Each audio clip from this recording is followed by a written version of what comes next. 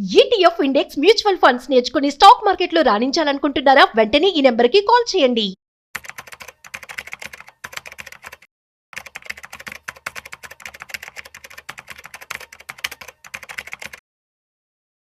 Stock మార్కెట్లో ఎంత interest వస్తుందో మనం చెప్పలేం. ఎందుకంటే అది 12% ఉండొచ్చు, 15 ఉండొచ్చు, 20 ఉండొచ్చు. కానీ మ్యూచువల్ ఫండ్స్లో పక్కా 12% వస్తుందని అందరికీ తెలుసు. ఇంకొక విషయం, మీరు కనుక బ్యాంక్లో ఎఫ్డి కావచ్చు, ఆర్డీ కావచ్చు, ఇవన్నీ చేస్తుంటే మీకు అరౌండ్ 6 to 8% వచ్చే ఛాన్స్ ఉంటుంది రిటర్న్స్.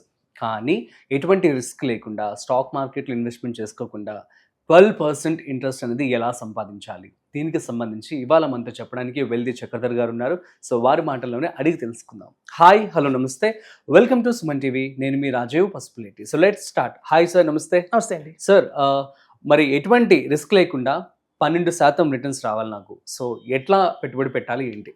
ఇది చాలా మంచి ఆప్షన్ అండి. యాక్చువల్గా చాలా మందికి కూడా ఇండియాలో ప్రతి 6 సంవత్సరాలకి వాళ్ళు పెట్టిన ఇన్వెస్ట్మెంట్ డబల్ అవ్వాలని కోరుకుంటారు. అది సర్వసాధారణంగానే మనకు ఒక టైంలో బ్యాంక్ ఫిక్స్డ్ డిపాజిట్ కానివ్వండి, లేకపోతే కిసాన్ వికాస్ పత్ర అని ఉండేది పోస్ట్ ఆఫీస్ నుంచి, అవన్నీ కూడా మనకి ఏంటంటే 12% రిటర్న్ ఇచ్చేది.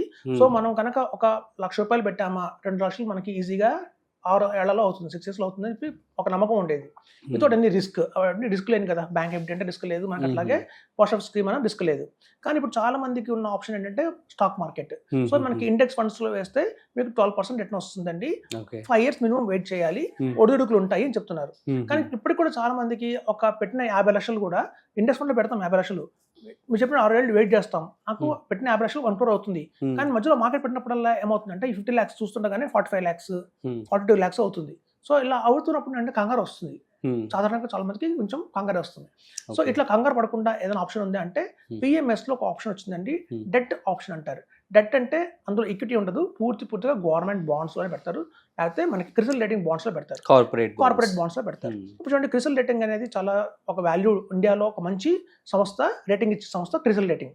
సో ఈ క్రిసిల్ వాళ్ళు ఏం చేస్తారంటే ప్రతి ఒక్క బాండ్ కి ఒక రేటింగ్ ఇస్తారు, AAA, AA, A++, B, C అని. సో ఏ కేటగిరీలో ఉన్నవన్నీ ఎలా అంటే మణపురం గోల్డ్ లోన్స్ కానివ్వండి, Muthoot finance, MRF tyres, ICICI bank, HDFC bank, ఇట్లాంటి అన్నిటి కూడా టాప్ రేటింగ్ ఇస్తాయి. సో కొంచెం బి కేటగిరీలో కొన్ని ఉంటాయండి, అది యావరేజ్ అంటారు, అంటే రిటర్న్ కొంచెం ఎక్కువ వచ్చినా కొంచెం యావరేజ్ రిస్క్ అయితే ఉంది అంటారు. ఇంకా సి కేటగిరీ బాండ్స్ ఉంటాయి, వాటిని జంక్ బాండ్స్ అంటారు. జంక్ బాండ్స్ అంటే మేము ఇంకా మన ప్రిన్సిపల్ కి గ్యారంటీ లేదు, పోతాయి కూడా. సో అవి రిస్క్. సో మనకి ఏ కేటగిరీ బాండ్స్ మాత్రమే సేఫ్ ఇండియాలో. సో ఈ కొత్తగా వచ్చిన డెట్ పిఎంఎస్ ఏదైతే ఉందో, వీళ్ళు ఏం చేస్తారంటే మన దగ్గర తీసుకున్న 50 lakhs ని ఎటువంటి మార్కెట్ రిస్క్ లేకుండా 30 కార్పొరేట్ బాండ్స్ లో ఇన్వెస్ట్ చేస్తారు. 30, 1 కాదు 30. ఆ 30లో మీకు రకరకాల కంపెనీస్ ఉంటాయి, ఫార్మా కంపెనీ బాండ్స్ ఉంటాయి, బ్యాంక్ సంబంధించిన బాండ్స్ ఉంటాయి, స్టీల్ సంబంధించిన బాండ్స్ ఉంటాయి, అశోక లైలాండ్, ఇప్పుడు హిందూజా ల్యాండ్ అని మారింది పేరు, అలాంటి వాళ్ళ బాండ్స్. ఎప్పుడైతే మంచి ఒక రేటింగ్, టాప్ రేటింగ్ ఉన్న బాండ్స్ లో మాత్రమే ఇన్వెస్ట్ చేస్తారు. అది కూడా ఒకటే కాదు, 30 బాండ్స్ లో ఇన్వెస్ట్ చేస్తారు, 30 కంపెనీస్. సో మీకు ఆ 30 కంపెనీస్ లో కూడా మనకి అన్ని సెక్టర్స్ కవర్ అవుతున్నాయి, IT, pharma, banking, financial services, metals, అట్లా అన్ని కవర్ అవుతున్నాయి, గోల్డ్.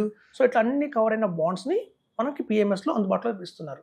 ఇందులో చూస్తే మీకు మార్కెట్ రిస్క్ 0, ఎందుకంటే మార్కెట్ లింకే లేదు, not link to market, no market risk. So bonds కాబట్టి మనకి గ్యారెంటీ రిటర్న్ వస్తుంది. పెట్టిన 50 lakhs వితిన్ 6 years లో 1 crore అవుతుందండి. మనకి 72/I=N అన్న ఫార్ములా ఉంది. మనం 100 కింద 12 పెట్టామంటే 6 వస్తుంది ఆన్సర్. సో మనకి ఖచ్చితంగా కూడా 6 years లో డబుల్ అవుతుంది. సో ఇది గత 5 ఏళ్లుగా ఇస్తున్నారండి, కొత్తది కాదు, 25 నుంచి ఉంది. పబ్లిక్ అవేర్నెస్ లేదంతే దీని గురించి. సో ఎవరికైనా రిస్క్ వద్దు, నాకు 12% వస్తే నేను సాటిస్ఫాక్షన్ గా ఉంటాను, మార్కెట్ రిస్క్ వద్దు వాళ్ళకి కూడా ఇది బెస్ట్ ఆప్షన్. ఈ డెట్ పిఎంఎస్ లో కూడా చూస్తే మనకి ఎక్స్పెన్స్ రేషియో, సాధారణంగా పిఎంఎస్ అనగానే ఎక్స్పెన్స్ రేషియో హై అనుకుంటారు, కానీ ఈ డెట్ కేటగిరీ పిఎంఎస్ లో మీకు 0.75% మాత్రమే ఉంటుంది. అంటే మ్యూచువల్ ఫండ్స్ కంటే కూడా తక్కువ ఎక్స్పెన్స్ రేషియో మనకి పిఎంఎస్ ద్వారా అందుబాటులో ఉంది. మరి టాక్సేషన్ ఏంటి, ట్యాక్స్ పడుతుంది కదా అంటారు. సో ట్యాక్స్ కూడా మనకి 12.5% అండి, లాంగ్ టర్మ్ క్యాపిటల్ ట్యాక్స్. ఎలా అయితే మ్యూచువల్ ఫండ్స్ లో ఉందో అదే సేమ్ కూడా అప్లికబుల్ అవుతుంది. సో ఇందులో మనకి ఏంటంటే 5 years ఆరిజిన్ చెప్తున్నాం కాబట్టి 12.5% మనకి మాత్రమే ట్యాక్స్ ఉంటుంది, లైక్ మ్యూచువల్ ఫండ్స్. సో మీకు మ్యూచువల్ ఫండ్స్ లాగానే ట్యాక్స్ వచ్చింది, ఎక్స్పెన్స్ రేషియో మ్యూచువల్ ఫండ్స్ కంటే తగ్గింది, ఇంకా మార్కెట్ రిస్క్ లేదు, ఇంతకన్నా ఏం కావాలి. సో బెస్ట్ ఇన్వెస్ట్మెంట్ ఏదన్నా ఉంది రిస్క్ లేకుండా ఉన్న వాళ్ళకి మాత్రం చెప్పొచ్చు, మనం 5 crores 10 crores కూడా ఇన్వెస్ట్మెంట్ చేయొచ్చు. ప్రతి ఒక్క ఇన్వెస్ట్మెంట్ కూడా మనకి ఎప్పుడు మార్కెట్ పడ్డా కూడా ₹1 కూడా తగ్గదు, అంతవరకు హామీ ఉంది.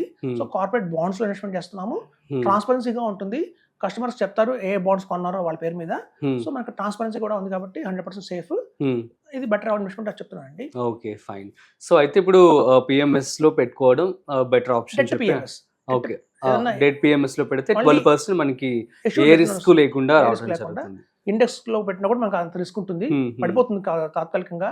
ఏమైనా లార్జ్ క్యాప్ ఫండ్స్ లో పెట్టినా కూడా, కన్సర్వేటివ్ గా పెట్టినా కూడా మనకి మార్కెట్ పడిందంటే పడతాయి, ఎంతో కొంత పడతాయి ఈక్విటీ, కానీ ఏమో పడిపోదు. ప్రిన్సిపల్ ఎప్పుడు సేఫ్ గా ఉంటుంది, ప్లస్ రూపాయి పెరుగుతూనే ఉంటుంది. సో ఇది బెటర్ ఆప్షన్ అండి. సో మనం రెగ్యులర్ గా మ్యూచువల్ ఫండ్స్ మీదే ఎక్కువ ఇంపార్టెన్స్ ఇస్తూ చేస్తూ ఉంటాం వీడియోస్. ఇప్పుడు కొత్తగా పిఎంఎస్ వచ్చింది, ఆడియన్స్ అందరూ కన్ఫ్యూజ్ అవుతూ ఉంటారేమో. సో వాళ్ళకి ఎట్లా క్లారిటీ ఇస్తారు ఏంటి? సో పిఎంఎస్ అనేది one step ahead of mutual funds అండి. అంతే మ్యూచువల్ ఫండ్స్ నెక్స్ట్ షూర్. ఇంకా అసలు మనం ఎటువంటి ఎందుకంటే అది సెక్యూరిటీ ఎక్స్చేంజ్ కూడా ఆఫ్ ఇండియా పెట్టింది, ఈ security exchange government body same అదే బాడీస్, వీళ్ళు కూడా కంట్రోల్ మేనేజ్ చేసే వాళ్ళు కూడా సేమ్ అదే కంపెనీస్ మేనేజ్ చేస్తున్నాయి మనకి. So mutual funds next SIF కొత్తగా వచ్చిందండి, స్పెషల్ ఇన్వెస్ట్మెంట్ ఫండ్ అని. ఎస్ఐఎఫ్, పిఎంఎస్, ఏఎఫ్ ఇవన్నీ కూడా సెబీ కంట్రోల్ లోనే ఉంటాయి. సో 100% ఆథెంటికేషన్ ఉంటుంది వీటికి. సో సేఫ్ ఉంటుంది, ప్లస్ మనం తెలుసుకోవాలి ఎక్కడ ఎలాంటి పిఎంఎస్ మార్కెట్ లో అవైలబిలిటీలో ఉంది అని మనకు తెలుసుకొని ఇన్వెస్ట్ చేస్తే మనకు బాగానే ఉంటుంది. సో ఎవరికైనా 12% రిటర్న్ కావాలి వితౌట్ రిస్క్ అంటే మాత్రం డెట్ పిఎంఎస్ లో ఇన్వెస్ట్మెంట్ చేయాలండి. ఓకే, సో 50 లక్షల రూపాయలు పెడితే 6 సంవత్సరాలు మనకి కోటి పక్కా. మనకి 72 రూల్. 72/I=N రూల్ అండి. మనకి ఏంటంటే పిఎంఎస్ అనగానే అందరూ తెలుసు మినిమం గా పెట్టాల్సింది 50 lakhs కాబట్టి 50 lakhs is minimum investment. Okay, but without market risk వాళ్ళకి మనకి డబుల్ అవుతుంది 6 years లో చెప్తాను. Okay, super sir, thank you so much. So guys, ఇది అర్థమైంది కదా, 72 రూల్ అనేది మనందరికీ తెలుసు కదా. సో ఈ రూల్ కనుక మీరు ఫాలో అయినట్లయితే సో ఆబ్వియస్లీ మీకు ఎన్ఈఎస్కి మీకు ఎంత కాపస్ వస్తుందో క్లియర్గా అర్థమైపోతుంది అనమాట. సో ఈ విధంగా మీరు ప్లాన్ చేసుకోండి. అండ్ పిఎంఎస్ అనేది సో కొత్త మ్యూచువల్ ఫండ్స్ కంటే కూడా ఎక్కువ రిటర్న్స్ వచ్చేటువంటిది. At the same time no risk కూడా ఉండదని చెప్పి వెళ్ళి చక్రధర్ గారు చెప్పడం జరుగుతుంది. సో మరి మీకు డౌట్స్ కనుక ఉన్నట్లయితే కామెంట్ చేయండి, మేము రిప్లై ఇస్తాము. That's it. సో మరొక ఇంట్రెస్టింగ్ కాంటెంట్తో మళ్ళీ కలుద్దాం. అంతవరకు చూస్తూనే ఉండండి సుమన్ టీవీ.